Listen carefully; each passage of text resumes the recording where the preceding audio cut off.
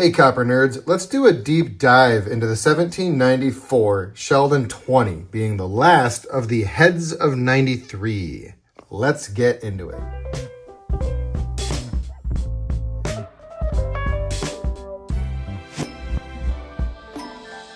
In the Deep Dive series, we take a very close look at each of the varieties of 1794 large scent. We're currently up through Sheldon 28, starting at Sheldon 17, except we skipped the 20 because I did not have one, and now I do.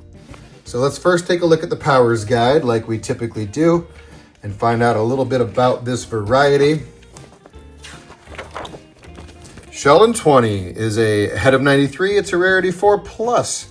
The head style and lower curl are the same as the 1793 Liberty Cap designs. The first four varieties of 1794 large scent use that head of 93 from the preceding year. Let's see, the reverse has the droopy stems reverse, which we talked about on the Sheldon 19 as well as the Sheldon 21.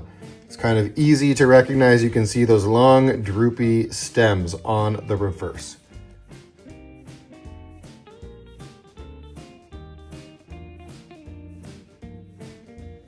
Taking a quick look at the updated Powers Guide to see if there's anything that's been added. It appears very similar. There are no dye states observed.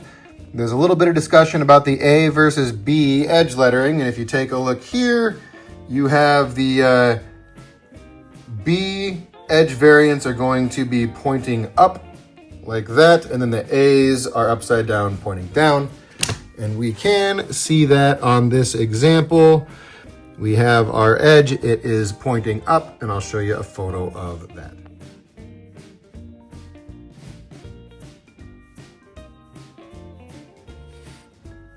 The second reference that we like to take a close look at is Breen's Encyclopedia. So let's flip to the Sheldon 20 in here. 18A, B, 19, 20A, which is an NC. And here is our Sheldon 20. Obverse and reverse are the same as the A variant, of course. Well, there's not a fancy name for this obverse. That's interesting. You note it's got a wide straight date. The 4 doesn't drop quite as far as it does on the 17, which also has sort of a wide straight date. The 18 and 19, which share an obverse, have a curved date. So when you're dealing with heads of 93, if it's a curved date, you're going to have 18 or 19. And let's jump back to a 17. And you can see again sort of a wide straight date, and the 4 falls off a little more dramatically than it does on the 20. Not that they're all that different. I would say that the 17 is a wider, straighter date with a bit of a fall in 4. And the 20 is a little bit wonkier. It's not really that straight. The 1 and the 9 are kind of the same plane. The 7's high, the 4 is low.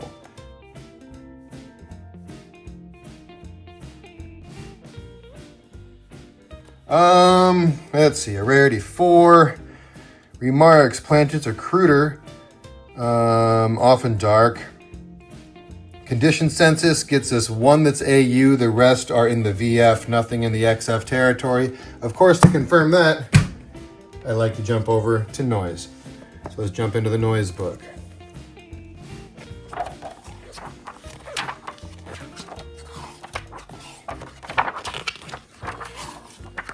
Okay, here we are. So, close straight date.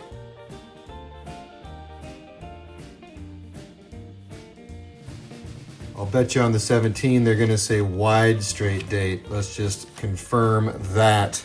Wide straight date. That's exactly what it says.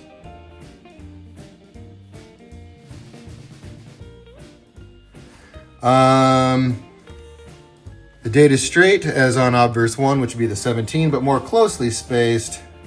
Dye states are found perfect, but may be clashed, showing a small loop behind the back of the hair near the cap, as a lump under the jaw as well. Okay, I kind of see that.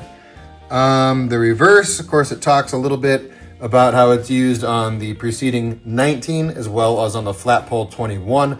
Again, the long droopy stems reverse is one of my favorites, easy to pick out. Let's see, it says the denticles are long and heavy with sharp points. Talks about berries, which I don't really pay much attention to. I look for real diagnostics. Real easy to identify diagnostics beyond counting berries. Again, if they're not in really high grade, it's hard to count berries. You're not going to see them all. Doesn't talk about the stems at all. The droopy stems. Why are we not talking about the droopy stems? It's like all you need to know about this reverse is it's got long, droopy stems.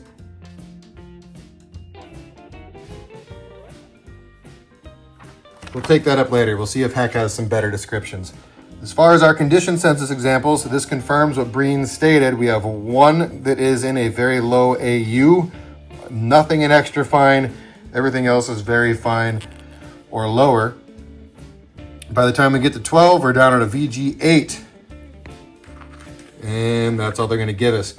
So 12th finest is a VG8 in noise. This one was graded by Chris McCauley as a net 6. So this is not far from the condition census most likely. And I like this example. I'm excited to have it. All right, let's jump into Heck's book. Wow, that's a beautiful example. That is fantastic. That must be our lone AU. Okay. Morris name, 93 head. Yep, I'll give you that. Talk about the droopy stems. 92 dentals. And then the edge is A or B. Yeah, there's only one NC7, we're saying. As far as die states, obverse, no. Cracks, cuds, clash marks, etc. Same with the reverse. There's a spike light crack between ME and America.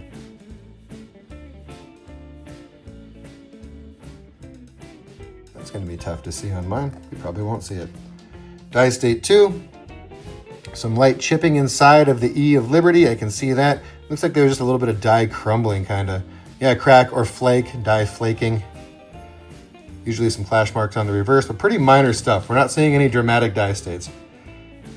We can focus a little bit on clash marks if you would like, but again, outside of the couple finest examples out there, you're not really going to be looking for clash mark diagnostics on a 20. This one's kind of anticlimactic. I think what we'll do is we'll just look at a bunch of photos, not only of mine, but also of some other very nice varieties. Kind of disappointed in how little I have to report on the Sheldon 20, really. So let's just look at a bunch of photos and enjoy those as we check out on this one. And then we'll get caught back up to Sheldon 29 if I can find one, because that's going to be what's next, and I also don't have one. Thanks for checking this one out, you guys. This one's kind of a little chaotic compared to most of the rest of our deep dives, but we're making the best of it. Hit me up in the comments, and I will catch you on the next one. Peace.